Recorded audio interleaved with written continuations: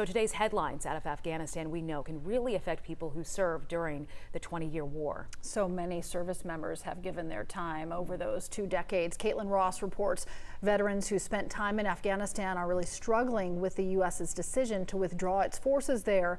And the veterans are turning to service dogs to help support their mental health.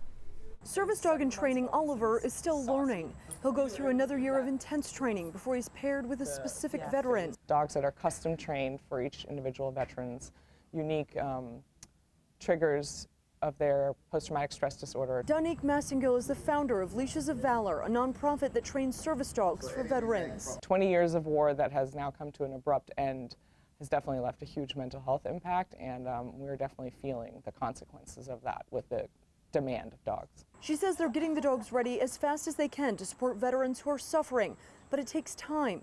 Each dog is trained for 2 years, but she says the troop withdrawal from Afghanistan and veterans' feelings about it is creating an urgent need for the service dogs. One of the hardest feelings to deal with PTSD is feeling absolutely helpless and not in control.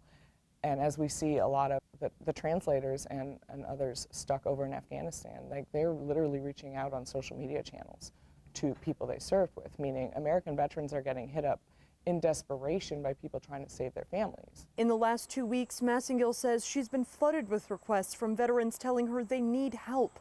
They don't want to be alone. And the dog sometimes helps replace that that feeling of loneliness. President Biden just signed the PAUSE Act into law yesterday. That allows for the Veterans Affairs Office to start funding service dogs for veterans.